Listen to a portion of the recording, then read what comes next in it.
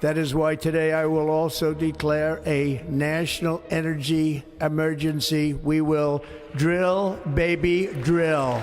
Oil prices are on the rise again, and this time, it's not just about supply and demand.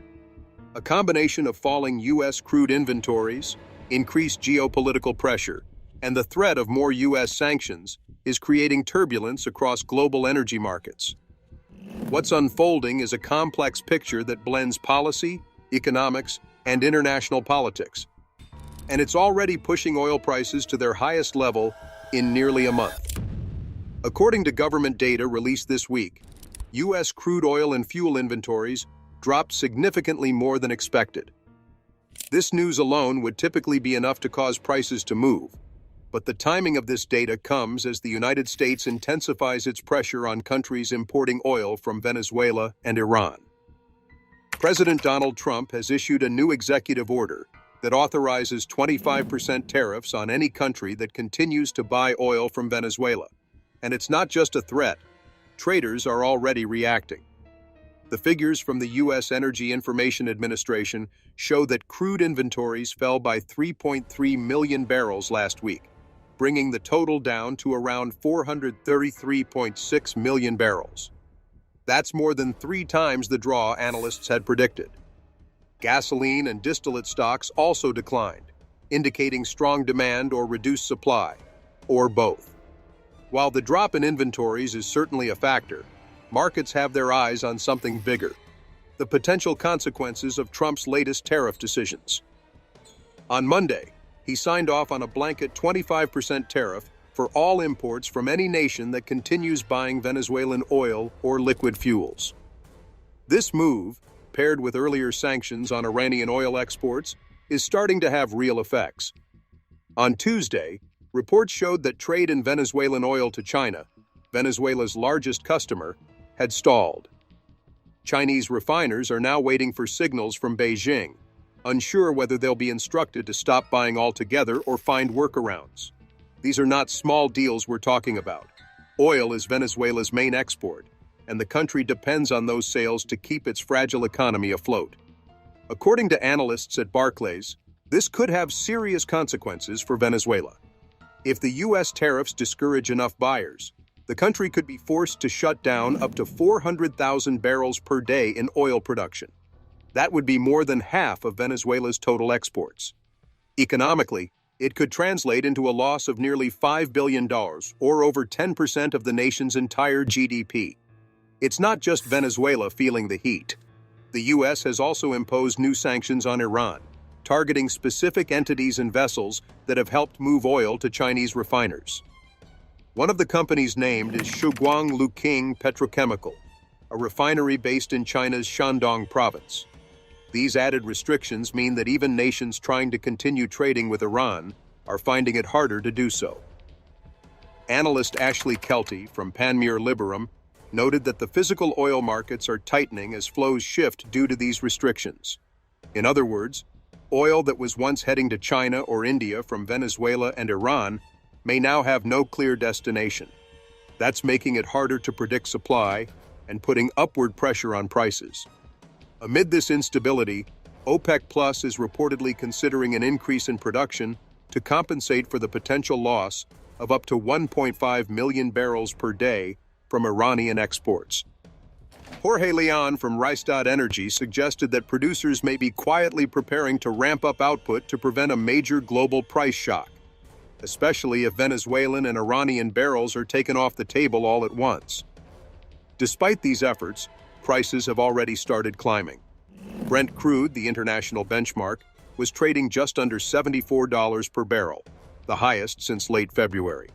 U.S. West Texas Intermediate, or WTI, was just below $70. These numbers might not seem extreme at first glance, but in the world of oil, movements like this are closely watched and can have ripple effects across industries. The price rises come at an awkward time. Economists have been warning that Trump's broader tariff strategy, aimed not just at Venezuela and Iran, but also at countries like China, Mexico, and India, could slow global economic growth. If the cost of energy goes up while demand for goods slows down due to tariffs, we may find ourselves in a more fragile economic situation than expected. There's one potential source of relief, albeit temporary. The United States recently helped broker a deal between Ukraine and Russia to pause attacks at sea and avoid strikes on energy infrastructure. The agreement is still being viewed with skepticism on both sides, but if it holds, it could reduce the risk of another spike in prices caused by conflict in Europe. For now, though, energy markets are dealing with what looks like a deliberate tightening of the system, driven largely by U.S. foreign and trade policy. The logic behind the tariffs, according to the Trump administration, is to punish authoritarian regimes and reshape global trade. But this approach also creates uncertainty. And in energy markets, uncertainty often equals volatility. Trump's decision to weaponize tariffs isn't new, but its use in the oil sector takes things to another level. Rather than just targeting the countries producing the oil, this new move hits anyone buying it. That includes allies and trading partners who now have to decide whether continuing their oil deals with Venezuela or Iran is worth the added cost. What makes this even more complicated is the lack of clarity around exemptions.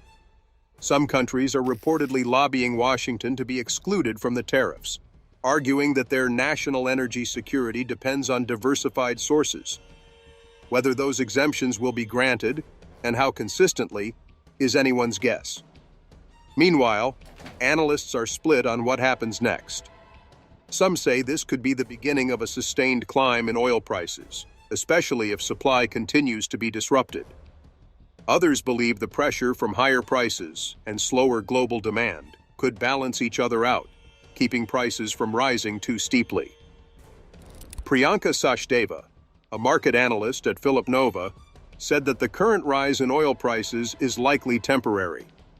While tighter supply has led to this spike, the broader economic impact of Trump's tariffs could keep a lid on future gains. In other words, if the global economy slows because of trade barriers, people and businesses may use less fuel, which could eventually bring prices down again. But in the short term, what we're seeing is a market trying to adjust to a new set of rules that are changing quickly and often without much warning. Energy traders, oil producers, governments, and consumers are all trying to figure out what comes next.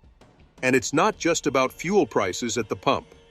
Higher oil prices affect everything from shipping and travel to food production and retail. When oil becomes more expensive, it can lead to higher costs across the board, squeezing both consumers and businesses.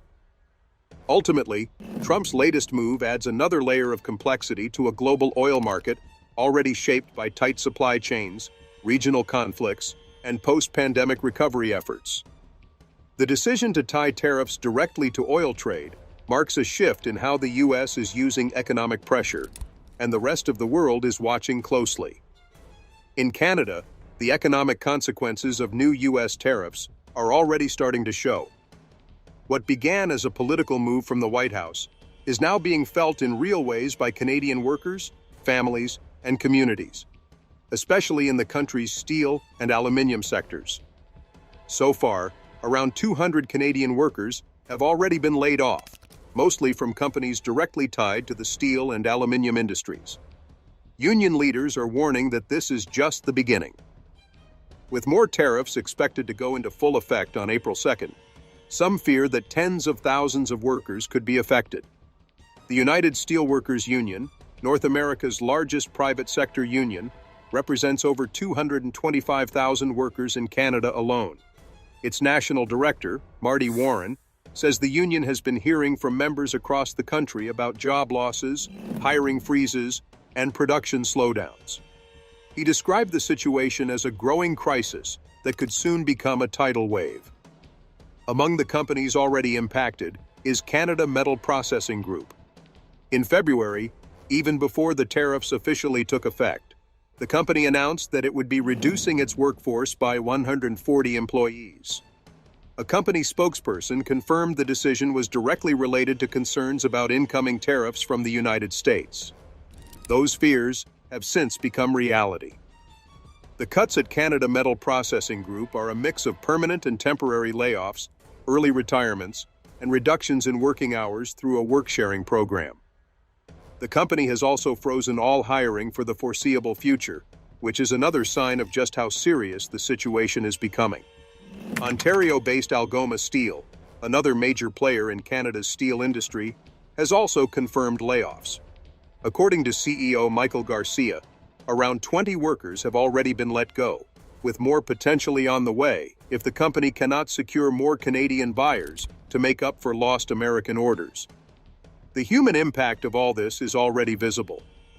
Take the example of Scott Noseworthy, who has worked for 4 years as a shredder operator at the Ivaco plant run by Canada Metal Processing Group. Workers like Scott were given advance notice about possible layoffs more than a month ago, but many had still hoped the tariffs would be avoided or delayed. When the news became official, operations at the plant ground to a halt. Now, Scott is back at work temporarily, focusing on maintenance and cleanup. But beyond this short-term task, he says the future is unclear. For people like Scott, who has a 2-year-old daughter at home, the instability is difficult. He describes the situation as hectic, saying there's no way to predict from one week to the next whether he'll have work, and he's far from alone. As the situation unfolds, many workers are looking to the government for support. Canada's federal government has responded with a series of emergency measures aimed at softening the blow. Just days before calling a federal election, Prime Minister Mark Carney announced that workers would be given earlier access to employment insurance benefits. There's also a multi-billion-dollar aid program now in place to support affected businesses. It includes a work-sharing initiative that allows employees to collect partial unemployment benefits while working reduced hours, a measure that's already being used in some companies. But critics say these steps might not be enough. Advocates and economists alike are calling for a deeper overhaul of the employment insurance system. At the moment, the system leaves many part-time and non-traditional workers without support. There's also concern that benefits don't last long enough or pay enough to help people get back on their feet. One of the proposals being floated is the introduction of a pilot program that would raise the minimum weekly payment for those receiving benefits and extend how long people can claim them.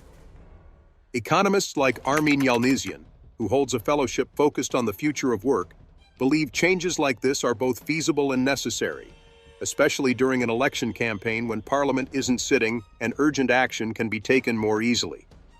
But even with these changes, there's a broader issue at play: uncertainty. Business owners, union leaders, and government officials all agree that the unpredictable nature of U.S. trade policy is part of the problem. When companies can't see clearly what lies ahead, when they're unsure which products will be targeted next, or how long tariffs will stay in place, they're much less likely to invest, hire, or expand. Dina Ladd, executive director of the Workers' Action Center, says her organization has already started hearing from workers who are being laid off by smaller subcontractors in the import-export sector. These are the kinds of companies that may not make headlines but are vital to the wider economy. She explains that while the headlines often focus on steel mills and large employers, the fallout is more widespread and affects hundreds of small businesses and thousands of working families. She points to the confusion and lack of clear information as one of the most damaging aspects of the situation.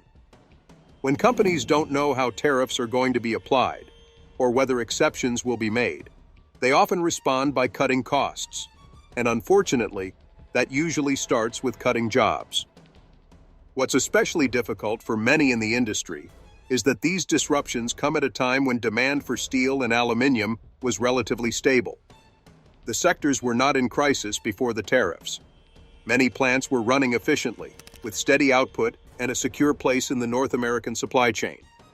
The new tariffs have introduced volatility where there previously was balance. Trump's broader trade policy is aimed at encouraging more manufacturing inside the United States, reducing America's trade deficits and protecting domestic producers from what he calls unfair competition. But the way these policies are being rolled out is creating side effects, some of which are being felt in neighboring countries like Canada. It's also worth noting that the US, Canada, and Mexico all signed the USMCA trade agreement during Trump's first term. That deal was meant to provide more stability and predictability across the region. But now, some products that fall under the USMCA are being hit with new tariffs anyway, creating confusion over what's protected and what isn't. In the meantime, affected workers and businesses in Canada are left trying to adapt. Some companies are exploring new markets within Canada, while others are looking at alternative export destinations. But replacing a trade relationship as large and important as the one Canada has with the US isn't easy, and it certainly won't happen overnight. If you've recently picked up a bottle of tequila or whiskey and noticed the price creeping up, you're not imagining it. The current trade tensions between the United States, Canada, and Mexico are starting to have a real impact on products that many people enjoy, including distilled spirits like tequila, whiskey, and liqueurs. And it's not just about paying a bit more at the checkout. There's a much bigger economic story unfolding behind the scenes. It's easy to overlook the business side of a bottle of tequila or a Canadian whiskey, but the numbers tell a very clear story. In 2024, the U.S. imported nearly $12 billion worth of distilled spirits. Almost half of that came from just two countries, Mexico and Canada. These are not just trading partners, they're vital suppliers in the American spirits market. Tequila, in particular, stands out. Between the year 2000 and 2024, U.S. imports of tequila rose by more than 1,400%, from around $350 million to over $5.4 billion. Today, tequila accounts for 45% of all imported spirits in the United States. To put it simply, almost all tequila consumed in the U.S., about 99%, is imported from Mexico. That makes Mexico not just a supplier, but the dominant source for this hugely popular product. Whiskey and liqueurs from Canada also play a big role in the U.S. market. While not as dramatic as tequila's rise, imports of Canadian spirits have remained steady over the past 2 decades, usually making up between 4 and 6% of all distilled spirits brought into the country. Now, with the introduction of a 25% import tariff on spirits from these countries, the industry is bracing for significant disruption. According to research by agricultural economist Andrew Muhammad from the University of Tennessee, these tariffs could result in over $1 billion in lost trade. Tequila alone could see an $810 million drop in U.S. imports. The math here is important. While the government might gain some revenue from the tariffs, Muhammad estimates about $910 million from tequila imports alone. The total loss in trade is even higher. That's because demand for alcohol is what economists call inelastic. People still buy it, even when prices go up. But they may buy a little less, or shift to cheaper alternatives, and that change adds up quickly across a market worth billions. It's also important to understand that tariffs don't just hit the producers in Mexico or Canada, they affect everyone in the supply chain. Importers, distributors, wholesalers, retailers, bars, restaurants, and of course consumers all feel the impact. The higher costs caused by tariffs often get passed down the line. So while it might start as a 25% tax on an imported product, it ends up influencing prices at bars and liquor stores across the U.S. And it doesn't stop with tequila and whiskey. Even products that aren't directly subject to the tariffs, like vodka from other countries, could be affected. That's because the added costs and logistical pressures on importers can lead to an overall reduction in how much is brought in. When importers are dealing with sudden price hikes and confusing trade rules, they tend to play it safe, cutting back on shipments across the board. This is what economists call trade destruction, where the uncertainty and added costs of tariffs reduce the overall volume of international trade. Another layer to this issue is how it fits into the wider debate about agricultural trade. Spirits like tequila and whiskey are classified as agricultural products, which means they're counted as part of the United States agricultural trade balance. Since the U.S. imports far more spirits than it exports, by about 5 times the value, these imports contribute to the agricultural trade deficit. Some policymakers see that as a problem, but others argue it's not that simple. imports of spirits aren't just about filling shelves. They support a much broader economic ecosystem. American companies involved in marketing, logistics, hospitality, and retail all benefit from having a wide range of popular imported drinks.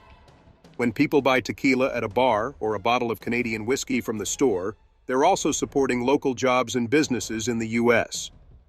Reducing these imports doesn't necessarily mean more American production. It often just means fewer options and higher prices. The Trump administration has defended its use of tariffs as a way to protect American industries and generate revenue. The White House has claimed that tariffs were a key reason for economic growth, job creation, and investment during Trump's first term, and that they'll continue to be effective in his second. But many experts disagree. Andrew Mohammed's research, published in the peer-reviewed journal Agribusiness and summarized in a policy brief, suggests that the economic costs of the tariffs may actually outweigh the gains. Yes, the government collects revenue from the duties, but that income comes at the expense of higher prices, reduced trade, and disruptions across industries. His analysis shows that when you factor in all the losses, including drops in whiskey imports and the ripple effect on other products, the overall impact is negative. There's also the risk of retaliation. Canada has already responded with counter tariffs on a wide range of U.S. goods, and while Mexico has so far held off, that could change. Retaliatory tariffs often target American agricultural exports, like corn, pork, or dairy. This kind of tit-for-tat trade war ends up hurting both sides. It's also worth noting that the U.S., Canada, and Mexico are all part of the USMCA trade agreement, which was signed during Trump's first term. That deal was designed to modernize and stabilize trade between the three nations, making it easier and more predictable to do business across borders. But the current wave of tariffs is testing that agreement, and many business owners are confused about which products are actually protected under the deal and which are now facing new duties. For businesses in the alcohol industry, this is a challenging moment. Importers are trying to navigate complex regulations, uncertain timelines, and sudden changes in costs. Retailers are deciding whether to absorb the price hikes or pass them on to customers. And consumers are left wondering why their favorite bottle now costs a few dollars more. In the long run, the effects of these tariffs could go beyond just the drinks market. They're part of a broader shift toward protectionist trade policies that are changing how goods move around the world. Whether that shift ultimately helps or hurts the U.S. economy is still up for debate. But in the short term, the impact on the distilled spirits industry is clear and significant. The quarterly survey, carried out by Duke University along with the Federal Reserve Banks of Richmond and Atlanta, shows a sharp decline in economic optimism among chief financial officers. These are the people making decisions about where to invest, who to hire, and how to grow. And right now, many of them are hitting pause. What's driving this hesitation is not just the tariffs themselves, but the unpredictability surrounding them. Companies aren't sure which products might be targeted next, how high the tariffs will go, or how long they'll stay in place. For many business leaders, this uncertainty has created what they describe as a deer-in-headlights moment, forcing them to slow down hiring and reduce capital spending until the picture becomes clearer. The data is striking. About 25% of CFOs surveyed said they've cut back on hiring plans, while another 25% reported trimming capital investment. Only a very small percentage, just 6%, said they've actually increased hiring due to current trade policy. That tells a clear story. The majority of businesses are either holding steady or scaling back, not expanding. John Graham, a finance professor at Duke's Fuqua School of Business, explained it simply. In the short term, tariffs are a big risk. They're now the #1 concern for CFOs, rising sharply from 9th place in the final quarter of last year. The jump is the largest seen since the survey began asking this question more than 20 years ago. The White House, for its part, maintains that tariffs are part of a larger plan to protect American industries and boost domestic production. A spokesperson said that Trump's economic agenda has already brought trillions of dollars in investment to the U.S., and that his use of tariffs in his first term led to job growth and higher wages without increasing inflation. The administration believes similar outcomes are possible this time around. But not everyone agrees with that view. For business owners like Ryan Messenger, the CEO of First Rate Blinds in North Carolina, the reality has been very different. Messenger, who voted for Trump in the 2024 election after supporting Joe Biden in 2020, says he's now grappling with a 20% cost increase on some of the products his company imports from Mexico. To stay afloat, his company has to absorb some of that cost and pass the rest on to customers, meaning higher prices for everyday buyers. He said the uncertainty is overwhelming, especially when it's unclear which products are temporarily exempt from tariffs due to agreements like the US-Mexico-Canada agreement. Some suppliers have even started raising their prices in anticipation of new duties, leaving companies like his scrambling. The concern doesn't stop with small businesses. Larger firms involved in construction, manufacturing, and consumer goods are also feeling the impact. One commercial builder told researchers that tariffs were a major concern because they could push up the price of imported raw materials, making it harder to stay competitive. Consumer confidence is also taking a hit. A separate report from the Conference Board found that public confidence in the economy has dropped to its lowest level since January 2021. While confidence doesn't always translate directly into economic slowdown, it can influence spending habits.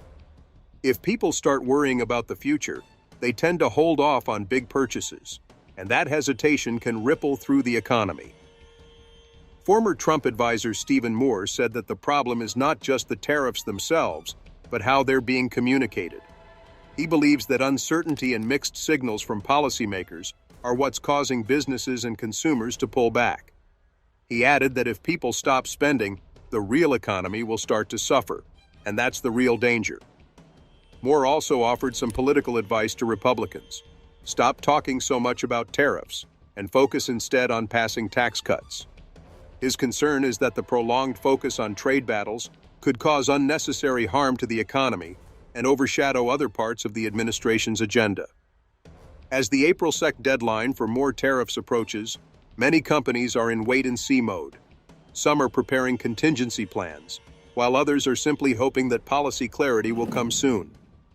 But for now, what's clear is that tariffs, once seen as just one tool in trade negotiations, have become a central issue affecting job growth, investment, and the overall mood in corporate America. Whether these worries will translate into lasting economic damage remains to be seen. But in the short term, the hesitation from businesses and the concern from consumers are real. And that makes tariffs not just a policy tool, but a powerful force shaping the direction of the U.S. economy in 2025.